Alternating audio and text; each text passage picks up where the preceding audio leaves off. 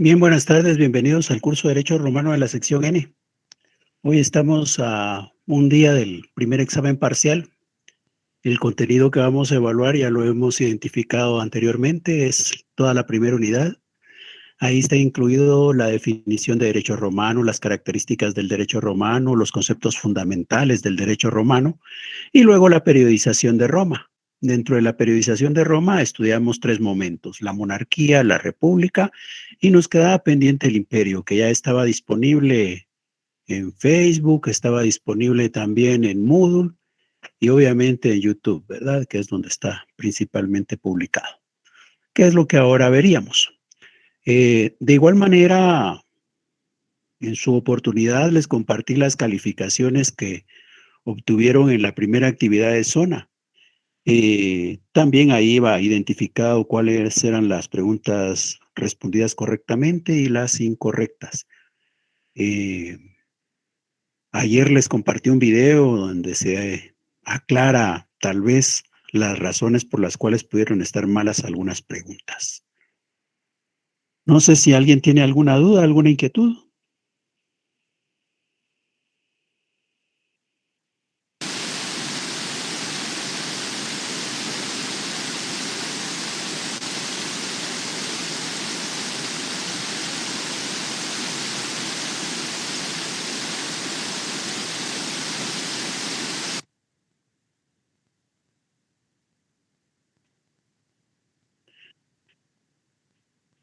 Bien, si no hay dudas ni hay inquietudes, entonces reiterar también que el examen es por la plataforma Moodle, que va a estar disponible a partir de las 15 horas, que hay un tiempo que corresponde a cada uno. El examen va a estar en un tiempo determinado, abierto, pero a cada uno le corresponde el tiempo que se ha definido, ¿verdad?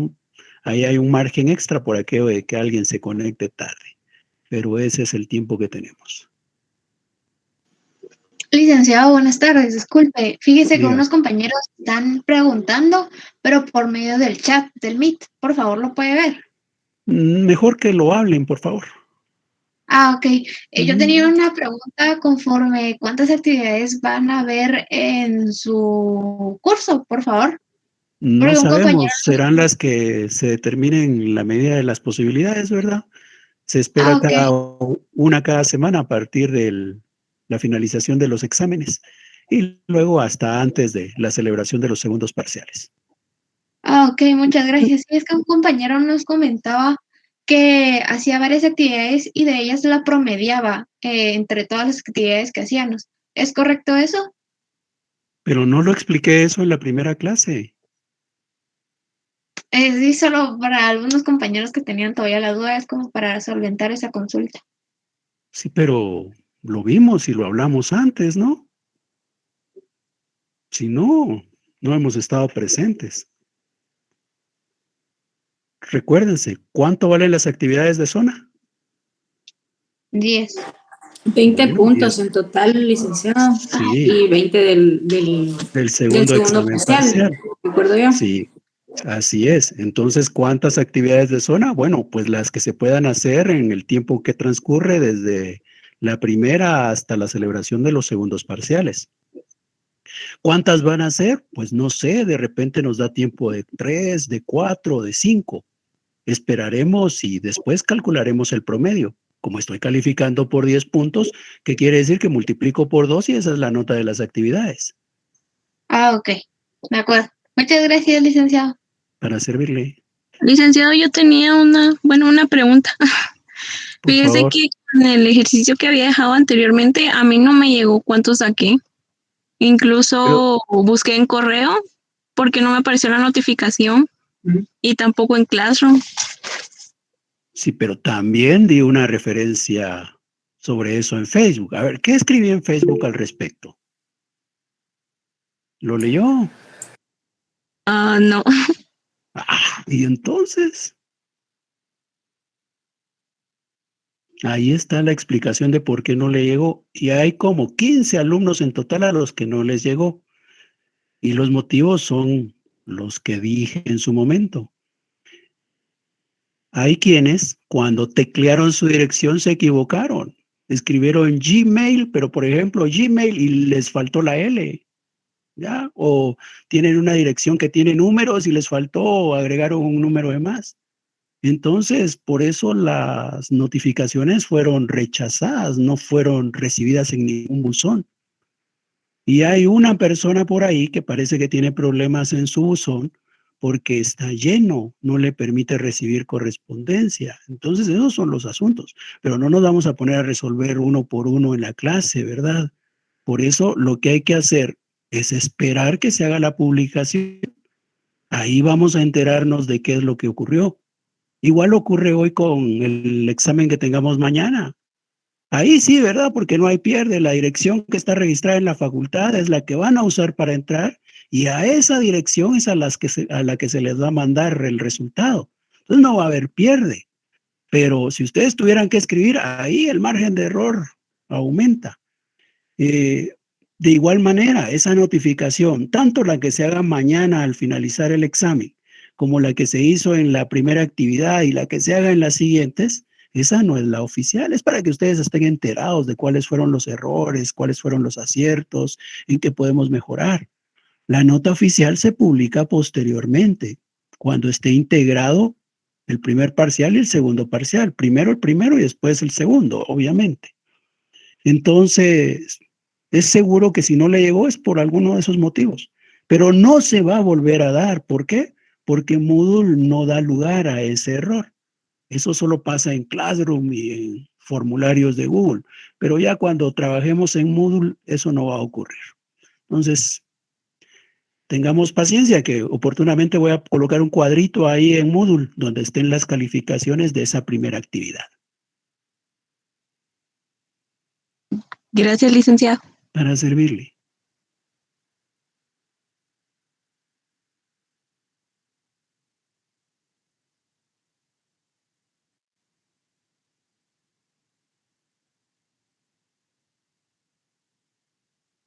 Bien. Espero hayan tenido la oportunidad de ver el video y aclarar las dudas que pudieran tener. Se dan cuenta que fácilmente a veces uno se pierde. ¿Por qué? Porque deja de atender el contenido como tal y se concentra en lo que memoriza.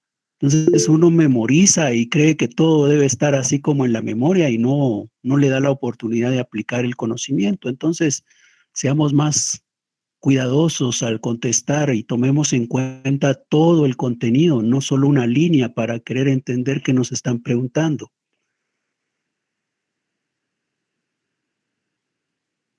Si no hay dudas, si no hay inquietudes.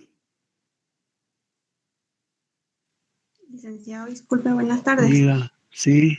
¿El parcial de mañana será parecido al laboratorio que realizamos? Totalmente, eso es lo que les describí cuando les publiqué la actividad. ¿Cuáles eran los propósitos de la actividad? Eran familiarizarnos con el tipo de preguntas y fortalecer el conocimiento que tenemos de derecho romano. Entonces, para eso es que hicimos la actividad, para que tengamos una idea de cómo es el examen. Obviamente la plataforma no es la misma, ¿verdad? Porque ahora vamos a usar Moodle y en aquella oportunidad fue un formulario de Google. Pero el tipo de pregunta es el mismo. Gracias, Otra licenciado. diferencia es el tiempo. Para el formulario tuvieron todo el día para poder contestarlo. Entonces abrían el formulario, sacaban sus libros, sus copias, tenían el video a la par, iban escuchando, iban leyendo, analizando y contestando. Eso todo un día para hacerlo. En el parcial no, en el parcial vamos a tener, recuerdo yo, ¿qué? 35 minutos, ¿ya? 35 minutos y entonces no va a haber chance de estar revisando, ¿verdad? Y si lo hacemos, corremos el riesgo de perder tiempo. ¿Por qué? Porque el examen se recoge, no es que yo tenga que enviarlo, ahí la plataforma lo recoge. Si ustedes lo tienen abierto, pues igual, vencido el plazo, la plataforma recoge el examen. La otra cuestión que hay es que si alguien lo abre, lo cierra y luego lo abre, entonces si abre y cierra es como que entregó, ¿verdad? Y si entregó ya no puede entrar de nuevo al salón a pedir nuevamente su examen porque ya lo entregó. Entonces tengamos cuidado, ¿ya? Esos son problemas que podrían darse, pero es de estar con mucho cuidado cuando uno está haciendo las cosas para no equivocarse. Licenciado, buenas tardes. Sí, diga, Disculpe, buenas tardes. con una consulta. En el laboratorio, o sea, en el cuestionario que nos dejó, que son punteos de zona, yo tengo una duda, porque había una pregunta que usted realizó respecto a si el derecho romano se define como el conjunto de normas que regulan la conducta externa de los ciudadanos romanos. Colocó si era falso o verdadero, y según los apuntes que yo tengo, para mí era verdadero, porque tengo la definición que usted realizó en la pregunta en mis apuntes que yo realicé el día que estudié la clase, y usted colocó esa respuesta como falsa. Pero mi consulta, o no sé si me podría indicar si yo estoy equivocada o ¿Vio sobre el esa video? pregunta. ¿Vio el video? El que publicó en Facebook, no, licenciado. Entonces, ¿cómo va a aclarar su duda si no lo ha visto? Ya, ahí está. Si está usted equivocada, vea el video. Ahí le dice cuál es el error que cometió. Por favor. De acuerdo, gracias. Ahí en el chat le están apoyando a sus compañeros. Ya me imagino en el examen están en el WhatsApp apoyándose también, ¿verdad ustedes? ¿Alguna duda?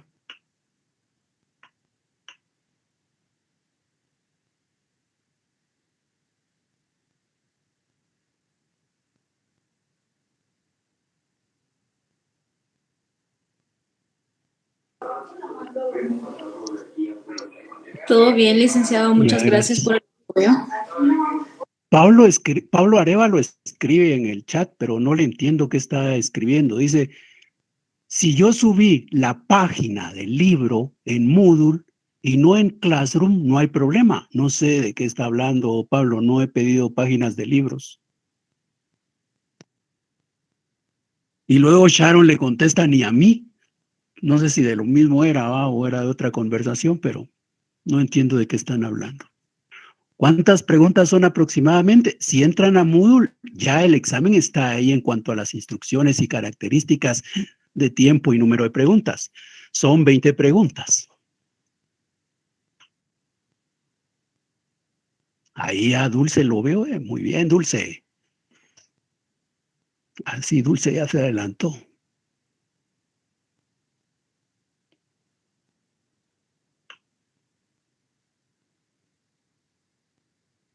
Es de métodos. Ese Pablo anda bien perdido entonces.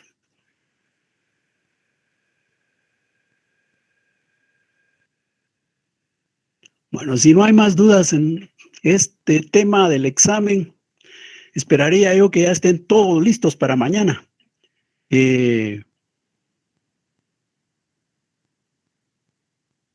Vamos a ver algo aquí. Les voy a hacer una encuesta, solo, no es obligatorio participar, solo es para ver cómo estamos.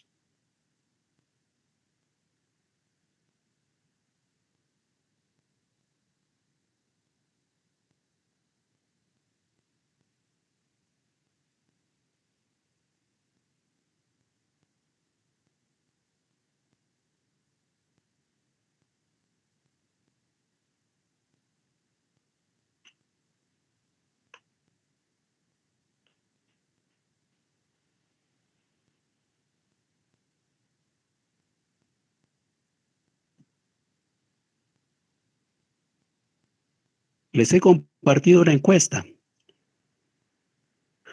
Por ahí hay unos 3 botoncitos que ustedes pueden utilizar para poder entrar y contestar, ¿verdad? La han utilizado en otro curso, ya una persona votó. Solo quiero saber si ya han estudiado. Si ya estudiaron, no valdría tanto la pena ver el video, sino mejor más ir entendiendo algunos conceptos o ampliando otros para ir aclarando las dudas que se puedan tener. Si no lo han visto, entonces sí mejor vemos la película nuevamente.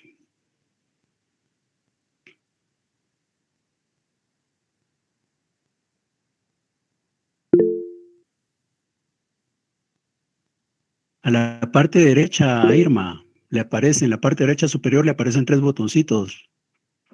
O en la parte de abajo le aparece un triangulito, un cuadrito y un circulito. Le da ahí clic. Diga, Licenciado, María Andrea. disculpe. Yo quería saber si usted nos puede como hacer el favor de que a mí me parece, bueno, me ha parecido cuando usted realiza ejemplos y resuelve como esos ejemplos para que no tengamos como que las dudas ya en el examen. Pero no sé Ajá. si puede continuar, seguir como que haciendo esos ejemplos donde decía como que el nombre de una persona que era en Roma en ese entonces, como los que puso ejemplos del examen. Sí, así van a ser los del examen también. Ajá, entonces no sé si nos puede seguir continuando dando esos ejemplos porque eso nos ha ayudado un montón a resolver varias dudas. De Porque creo que acuerdo. aplicándolo ya como que en esos momentos de que era aquel entonces, es como nos cuesta un poco más. Sí, ¿verdad? Está bien. Bueno, pues yo esperaba que fueran más los que ya habían visto el video, ¿verdad? Han participado 80 y vamos empatados, 40-40. Entonces, está difícil tomar la decisión si lo que hacemos es ver el video o hacer alguna ampliación. Lo único bueno es que el video ahí está disponible, ¿verdad? Y si no lo vimos antes, los podemos ver en los minutos que siguen a la clase.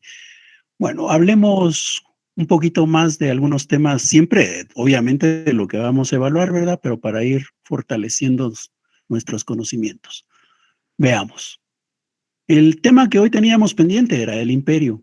Del imperio hemos dicho que tiene dos momentos, ¿verdad? Uno es el principado y el otro es el imperio absoluto. Cuando hablamos del principado, decimos que el principado es como una etapa de transición.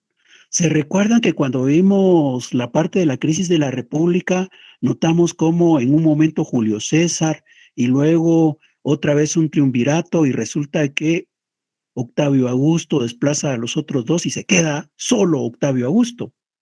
Hubo un momento en donde solo estuvo Julio César, hubo otro momento en donde solo estuvo Octavio Augusto. Entonces resulta que ahí lo que nos está mostrando es que Roma poco a poco se va inclinando o está aceptando ese pueblo a que haya una sola persona al frente de todo, y esta persona es el emperador. Y obviamente esta persona va a concentrar con el paso del tiempo todos los poderes en sí mismo. Entonces, por eso es que hay una etapa de transición que es el principado. ¿Por qué el principado es una etapa de transición? Porque ahí hubo un príncipe. A aquel Octavio Augusto lo coronaron como príncipe y le dieron varios títulos a la vez, pero resalta lo de ser príncipe. Pero la particularidad es que ahí hay una diarquía. ¿Y por qué hay una diarquía? Porque hay dos ejerciendo el poder. No como en la primera etapa, se recuerdan que era la monarquía, donde monarquía viene de mono, mono es uno. Entonces, pero mono uno el número, ¿verdad? No la persona. Entonces, acá en la época de la diarquía hay dos.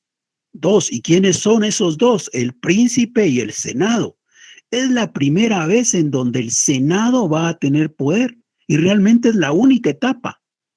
En las tres grandes etapas que hemos estudiado, el senado es una figura, es un órgano de asesoría, de asistencia. Pero acá, en el imperio, en la etapa de el principado, ahí sí el Senado toma decisiones, ahí el Senado crea normas. ¿Y cómo se llaman las normas creadas por los senadores?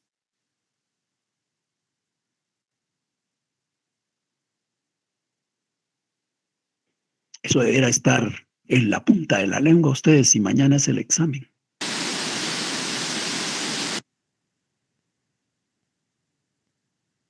¿Cómo se llaman las normas que crean los senadores? Jus civile, Lic.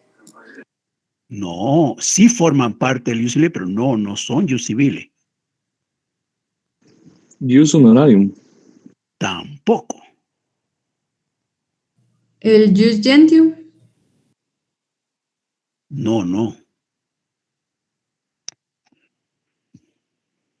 De verdad, entonces no hemos estudiado mucho ustedes. Lo bueno es que todavía hay 24 horas para hacer un cambio. Las leyes, las normas, las disposiciones que crean los senados se van a llamar senadoconsultos, ¿ya? Son los senadoconsultos, son creados por los senadores. Las normas creadas por el Senado se conocen como senadoconsultos, ¿ya? Son las normas que ellos van a crear.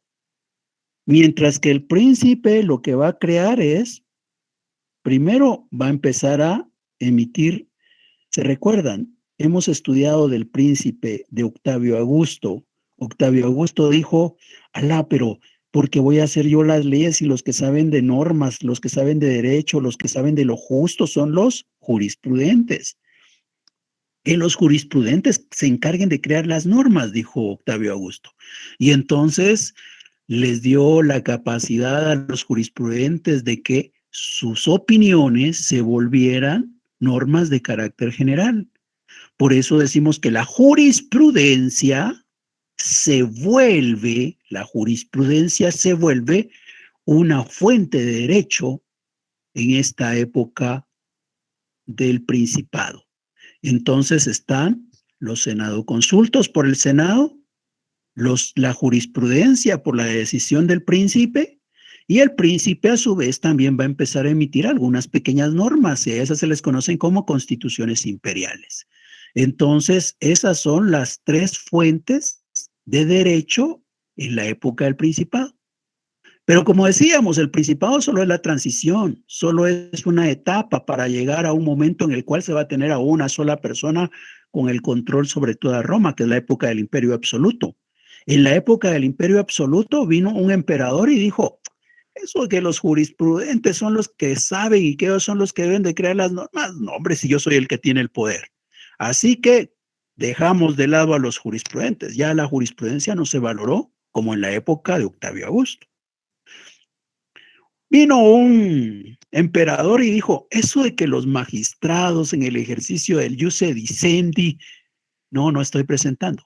Eso de que los magistrados en el ejercicio del iusse dicendi van a normar, no, aquí el que tiene que normar soy yo, si yo soy el emperador. ¿Ya? Yo soy el emperador. Y si yo soy el emperador, yo soy el que va a normar, así que los magistrados no. Esos magistrados al final de cuentas ya no son electos, ¿verdad? En la época del imperio ya no son electos. Eso fue en la República. En la época del imperio ya son funcionarios públicos nombrados por el emperador. Y el emperador dice, yo los nombro, yo decido cuándo los destituyo, yo decido cuánto se les paga. Así que ellos no son los que van a normar. Y entonces, ¿qué hacemos con esos edictos que se hacían en la época de la República? Dejemos de hacer esos edictos, vamos a tener un solo edicto, dijo. Un solo edicto, y ese edicto lo vamos a llamar el edicto perpetuo.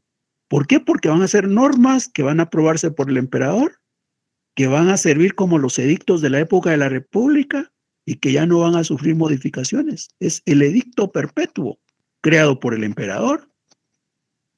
Y si surgen cuestiones eventuales, cuestiones inesperadas, ¿qué es lo que va a ocurrir ahora? ¿El magistrado va a poder crear normas? No, ya no es el magistrado. El magistrado va a tener que decirle, señor emperador, fíjese que hay un problema y no hay norma que me ayude a resolverlo. ¿Qué dice usted? Yo voy a emitir otra constitución imperial para decirle qué es lo que tiene que hacer usted, le dice. Poco a poco las constituciones imperiales se convirtieron en la única fuente de derecho en la época del imperio, en el imperio absoluto. Bueno, pues para ver cómo hemos estado estudiando.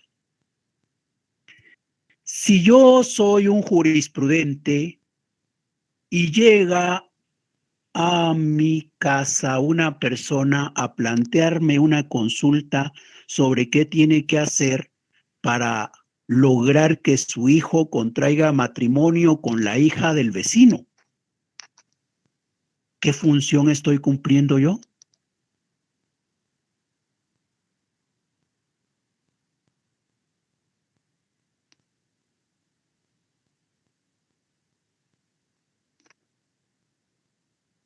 ¿Podrías repetir, licenciado? Disculpe. Yo soy un jurisprudente, estoy en mi casa y llega un ciudadano por ahí, toca la puerta y me dice, mire, yo tengo una consulta, yo quiero que mi hijo se case con la hija del vecino. ¿Qué puedo hacer para que mi hijo contraiga matrimonio con esa muchacha? Eso me pregunta a mí. Como jurisprudente, yo voy a hacer algo. ¿Qué función cumplo yo? Preparar documentos. No. ¿Por qué le voy a preparar un documento? Si él no me está diciendo prepáreme un documento, él me está diciendo qué puedo hacer para que mi hijo se case con esa muchacha. ¿El de legislar? Pero si yo soy jurisprudente. Le soluciona la duda. Sería una consulta, licenciado. Sí, me está planteando una consulta, yo le voy a solucionar la duda, ¿verdad? Eso voy a hacer. Debería de revisar el jus civile, ¿no? Pero voy a resolverle la duda. Esa función. Atender consultas.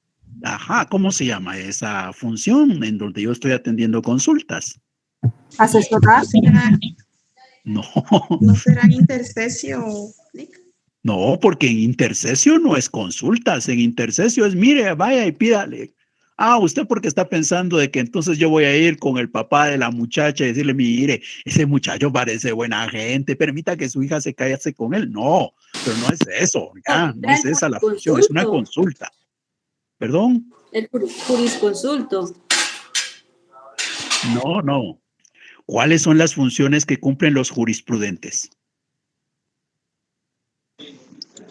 Solucionar dudas, preparar documentos y escribir obras de derecho.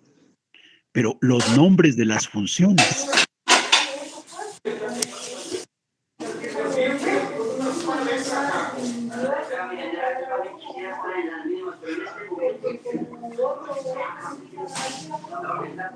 Jurisdictio, licenciado.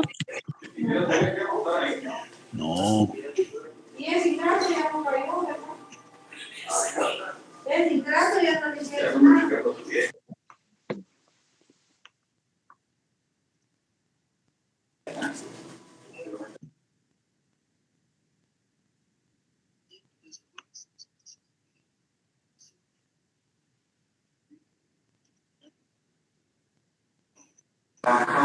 Creo que solo estábamos adivinándole, sinceramente. Sí, definitivamente, solo eso estamos haciendo.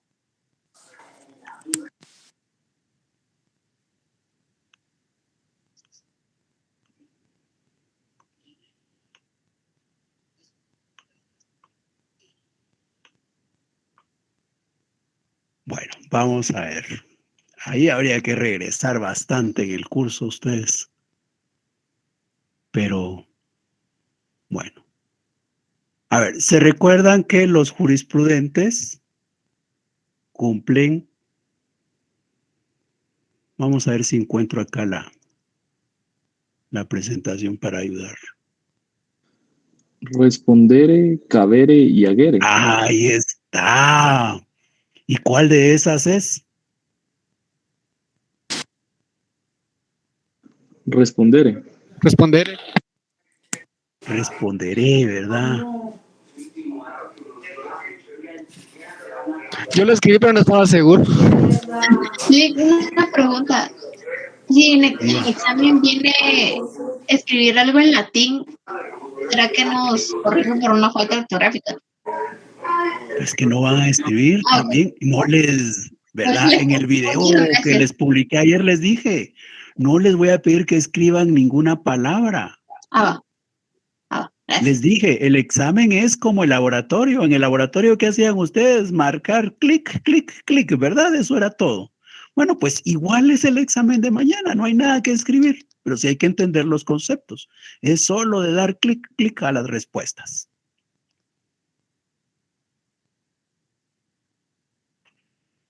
Bueno, ¿cuáles son las funciones? Dice una compañera, no se recuerda. Recordemos, escribiré, ¿qué significa?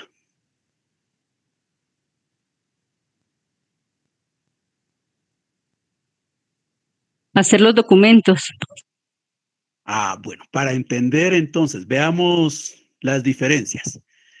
Si yo digo que Tulio escribió una obra y que la obra está titulada, por decir algo, El origen del derecho. Si escribió esa obra, El origen del derecho, ¿qué función cumplió?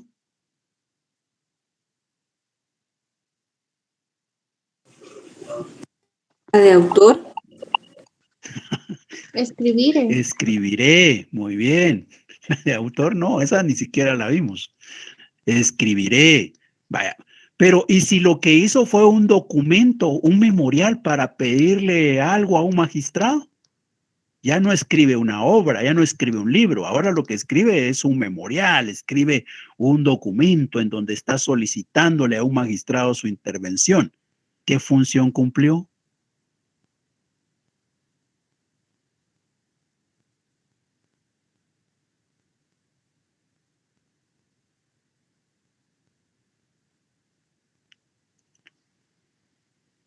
Que intercesio no es una función, intercesio es una potesta, ¿ya? No es lo mismo, es un poder. Caberé. Y si yo tuve que presentarme ante un magistrado, pero necesitaba el apoyo de alguien y contraté a una persona para que me apoyara, que asistiera y que hablara por mí, ese jurisprudente que habla por mí ante un magistrado en un juicio, ¿qué función está cumpliendo? Ese sí es el intercesio, Lick. Que intercesio no es función, que intercesio es potesta. ¿Eh? O sea, es poder, es facultad. La intercesio es una potesta, es un poder, es el poder de ir y pedir, ¿ya? En nombre de otro. Ese poder se llama intercesio. Pero estar frente a un magistrado apoyando, pero no estoy pidiendo por él, estoy apoyando, estoy defendiendo, estoy buscando la manera de que el derecho se respete para este señor al que tengo a la par. ¿Qué función estoy cumpliendo? No es intercesio, porque intercesio es el poder. Ajeré. Sí, ajeré, ¿ya? Ajeré es la función. Entonces, no es lo mismo una función que un poder. En la función, esto corresponde al jurisprudente. El jurisprudente, ¿se recuerdan ustedes? No tiene poder. El jurisprudente no es autoridad. El jurisprudente no es magistrado. El jurisprudente es un ciudadano como todos los demás. Lo único es que su oficio es distinto. Pero es un oficio ser jurisprudente, como es un oficio ser herrero, ser zapatero, ser armador de carruajes, ser sepulturero. Son oficios en la época de Roma. Y ser jurisprudente es otro oficio. Lo único es que es un oficio especial, ¿verdad? ¿Por qué? Porque hay que estudiar para poder llegar a ser un jurisprudente. Hay que pasar 5 años estudiando para llegar a ser un jurisprudente. Y si yo quiero formarme como jurisprudente, ¿qué es lo que debo de leer? ¿Qué es lo que debo de estudiar?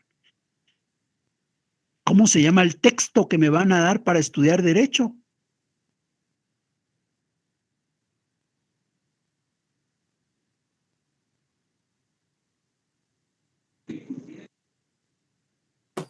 El Iuris Civilis. El Ius Civile es derecho, pero el Corpus Iuris Civilis, no voy a tener todo eso para estudiar. Un texto jurídico. Sí, es una parte del Corpus Iuris Civilis, eso sí es cierto, pero no es todo el Corpus Iuris Civile.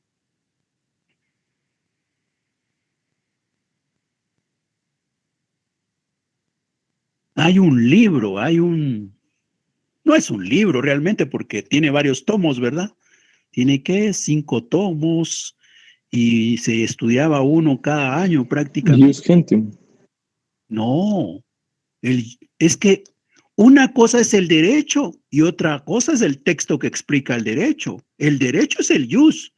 Ius que puede ser ius civile, ius honorarium o ius civile, ius gentium, pero ese es el derecho, el conjunto de normas. Pero aparte de eso hay textos. Ese texto que me ayuda a estudiar derecho, ¿cuál es? Es como ahora. Hoy, por ejemplo, ustedes seguramente tienen el libro del licenciado Witz, no sé si tiene el libro, no sé si ya hizo libro, pero creo que no. Entonces, pero tienen un libro para estudiar introducción al derecho, ¿verdad? Ese libro que están usando para estudiar introducción al derecho 2, ese libro que están usando no es derecho, es un libro de derecho, pero no es el conjunto de normas. Igual ocurría en aquella época. Perdón, licenciado. Sí, las instituciones, ¿ya? Las instituciones son las que vamos a estudiar. Así se llama la obra, las instituciones. Es una obra de varios libros. Esa obra es la que había que estudiar para llegar a convertirse uno en jurisprudente. Era como los libros que había que estudiar para llegar a ser jurisprudente. Y ahí hay que entender que no es lo mismo hablar de instituciones que de constituciones, porque ya antes alguien había escrito ahí en el chat constituciones, ¿verdad? Y no es lo mismo, ¿ya? No es lo mismo instituciones que constituciones, porque las instituciones es la obra y las constituciones son las normas, ¿ya? Las normas dictadas ¿por quién? Por el emperador, ¿ya? Las constituciones son las normas dictadas por el emperador, que no es como hoy, ¿verdad? Hoy decimos, ay, la constitución política de la República de Guatemala, entonces solo una constitución tenemos, pero no, allá en Roma, constitución era cualquier norma o cualquier conjunto de normas que iba a ir dictando el emperador. Las normas que dictaba el emperador para sus funcionarios públicos, por ejemplo, era un tipo. Otra era cuando había un conflicto y a él lo llamaban para que lo resolviera, emitía también una norma, ¿verdad? Esa era una constitución. Las constituciones son las normas emitidas por el emperador. El jus scripto tampoco, porque el jus scripto es el derecho. Es como tener hoy de un lado el Código Civil, el Código Penal, el Código Tributario y todos los demás códigos, y del otro lado los libros para estudiar derecho, ¿verdad? No. El derecho escrito sí son esas 11, por ejemplo, esas 12 tablas. Eso es el derecho escrito, pero no es, no es la obra que permite estudiar derecho. Licenciado, perdone la pregunta, ¿en qué tema vimos esto que estamos hablando ahorita? La verdad es que no lo recuerdo. Eso lo vimos cuando estudiamos los conceptos fundamentales del derecho, y ahí hablamos del jurisprudente. Gracias, Lic. Vamos a ver si encuentro aquí.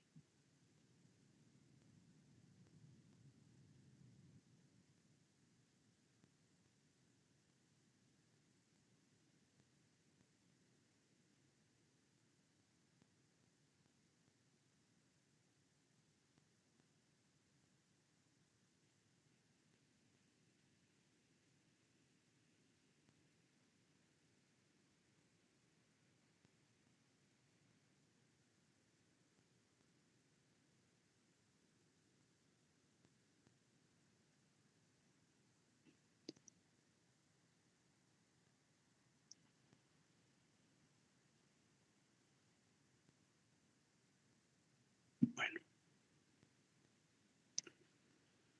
¿Alguna duda?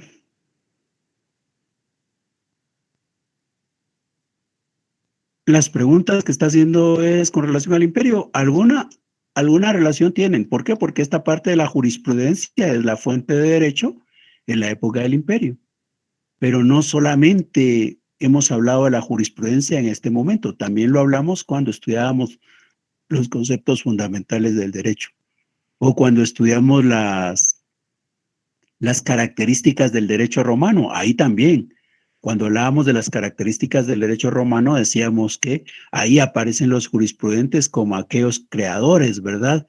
Distinto a lo que ocurría con los demás derechos de la antigüedad, en donde en esos derechos de la antigüedad se suponía que eran los dioses los creadores de las normas, pero en el derecho romano no, ahí sí ya figuran los que saben de derecho, los jurisprudentes.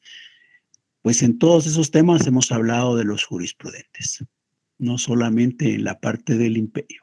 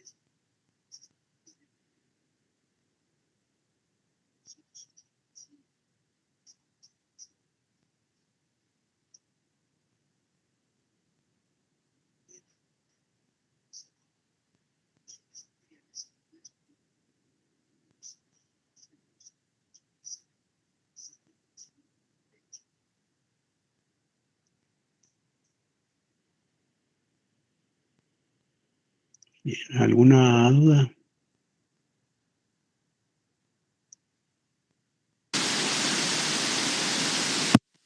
Gracias. Vamos a colocar una partecita solo para recordar.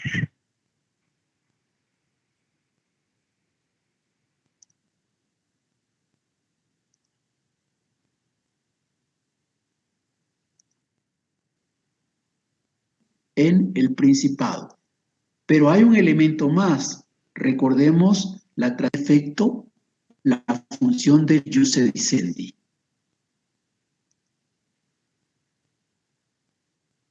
Entonces, ¿cuáles son las un edicto perpetuo? De igual manera, vamos a ver, por lo menos repasemos las fuentes del derecho en la época del imperio. Se mantiene esa. En la época del imperio ya no. En la época del imperio. Aquí recordamos que en la época de la República las fuentes de derecho eran principalmente las leyes, los plebiscitos y los edictos. ¿Qué ocurre con estas fuentes durante la época del imperio? En la época del imperio ya no existen los plebiscitos. Realmente estos dejaron de existir desde la época de la República, cuando en el año 287 a.C., mediante la ley Hortensia, se establece una igualdad entre patricios y plebeyos. Bajo esas circunstancias ya no es necesario que se celebren asambleas de plebeyos. Ahora ya todos son iguales, no hay diferencias entre patricios y plebeyos y por tanto tampoco hay plebiscitos. Los plebiscitos dejan de ser una fuente de derecho desde la época de la República. Acá en el imperio se mantiene esa circunstancia. ¿Qué ocurre con las leyes? En el lado de las leyes también, el príncipe primero y luego el emperador poco a poco va a ir desplazando a las asambleas populares. Por tanto, las leyes también van a dejar de considerarse como una fuente de derecho durante la época del imperio. ¿Y qué ocurre con los magistrados que en el ejercicio del ius edicendi normaban las relaciones entre los ciudadanos romanos? Pues resulta que en el año aproximadamente 130 a 134 después de Cristo, por instrucciones del emperador Adriano, Juliano elabora un edicto. Este edicto se va a conocer como el edicto perpetuo. ¿Qué implica esto? Que ahora el emperador, con el aval del Senado, ha emitido un edicto que va a ser el que va a atender todo funcionario público y que no va a tener que modificarse año a año. Aquel edicto anual de los magistrados ha desaparecido. Ahora lo que tenemos es un edicto perpetuo. De igual manera va a ocurrir con aquel edicto que buscaba resolver situaciones que se iban dando en el desarrollo del año. Ahora a quien le corresponderá resolver esas situaciones que no habían sido tratadas en un edicto será al emperador. El edicto perpetuo viene a dejar sin efecto la función del ius edicendi.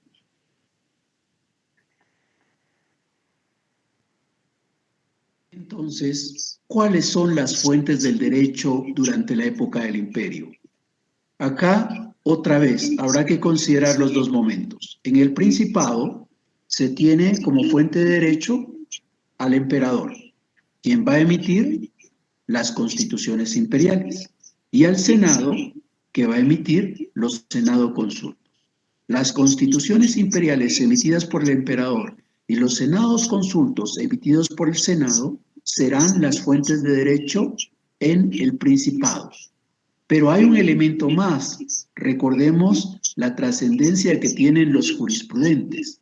La jurisprudencia se vuelve una fuente de derecho. ¿Por qué se vuelve la jurisprudencia una fuente de derecho? Porque Octavio Augusto considera que quienes deben de hacer las normas son aquellos que han estudiado derecho, aquellos que saben de lo justo y de lo injusto.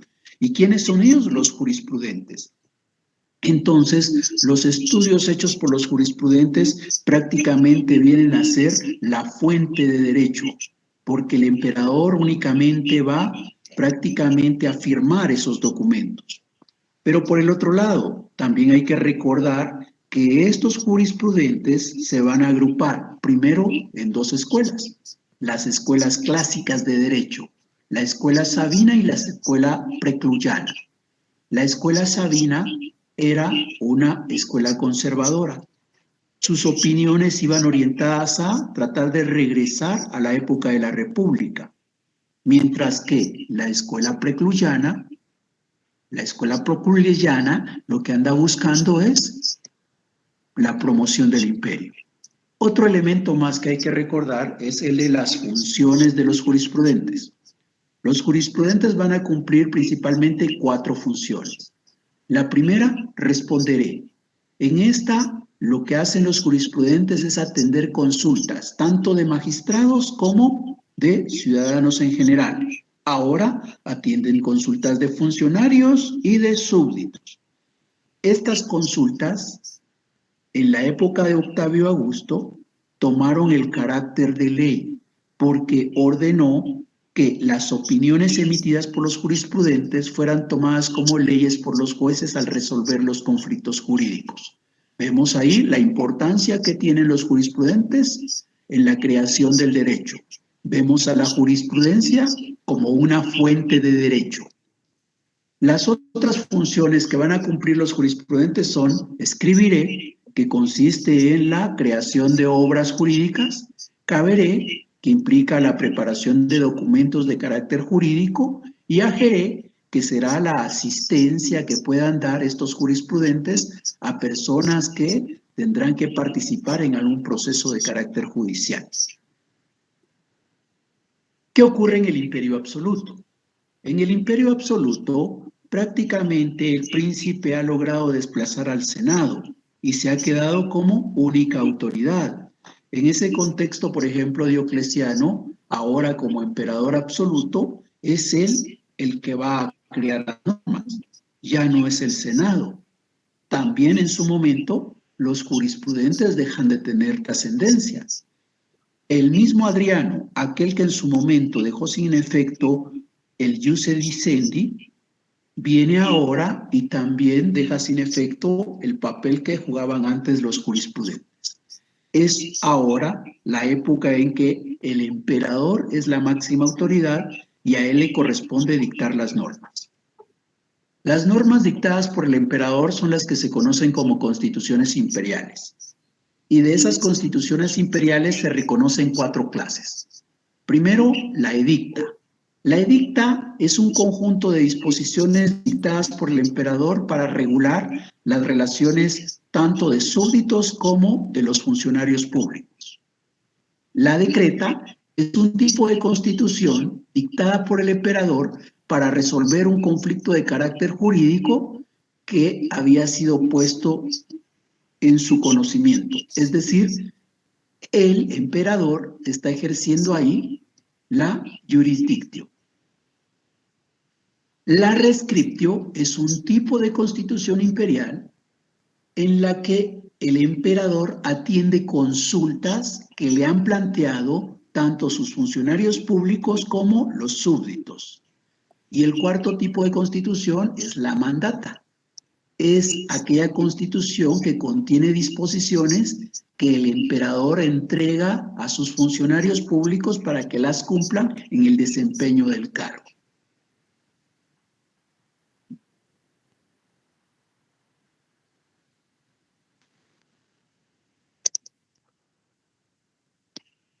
Bien, ahí está lo que mencionábamos hace unos minutos con relación a las fuentes del derecho, las funciones de los jurisprudentes, para que nos quede claro. Seguimos con una pregunta más. Imaginémonos que estamos en la época de Roma. Entonces quiere decir que don Alejandro viene a ser el emperador, tiene el poder absoluto, ¿verdad? Bueno, si eso fuera, las normas que dicta Yamatei dirigidas a la ministra y los funcionarios del Ministerio de Salud sobre cómo actuar en medio de esta pandemia, ¿en qué tipo de constitución estarían?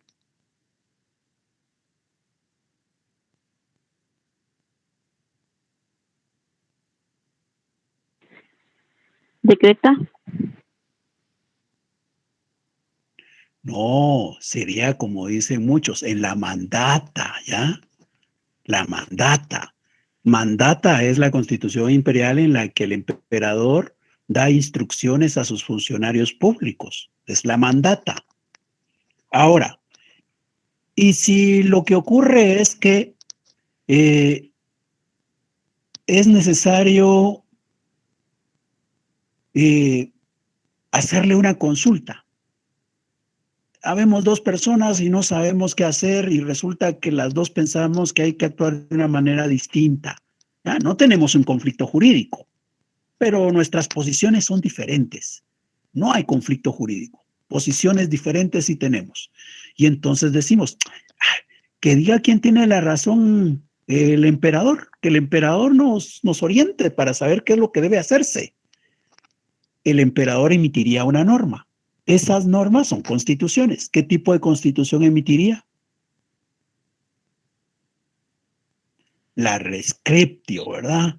La rescriptio, porque la rescriptio lo que hace es atender consultas. En la rescriptio se atienden consultas. Ahora, si lo que tuviéramos es un conflicto, entonces sí sería una decreta. En la decreta sí se resuelven conflictos jurídicos por parte del emperador. Y la edicta son normas, ¿verdad? Normas que va a dictar el emperador. Las normas en general son las edicta. Bien. ¿Alguna duda, alguna inquietud?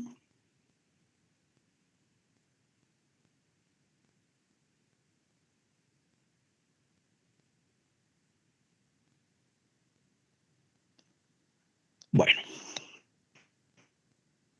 Espero que no hayan más entonces y que todavía nos dé chance de poder repasar un poquito más para el examen de mañana. Creería yo que si hacemos el esfuerzo que corresponde, los resultados debieran de ser satisfactorios. Yo mañana de todas formas voy a estar aquí atento para cualquier inconveniente que se dé. Me pueden escribir en Moodle o me pueden escribir al correo o el Facebook si fuera el caso, y yo veo cómo los puedo apoyar si tuvieran algún inconveniente. Si no hay más dudas, si no hay más inquietudes, entonces muchas gracias por su atención. Aprovechemos los minutos que nos quedan y estamos nuevamente en nuestra actividad primer parcial el día de mañana. Por Moodle, por favor. Feliz tarde. Hasta mañana. Gracias, licenciado. Feliz tarde. Feliz tarde, licenciado. Feliz tarde, licenciado. Feliz tarde. Feliz tarde, Lick. Feliz tarde. Feliz tarde, Lick. Igualmente.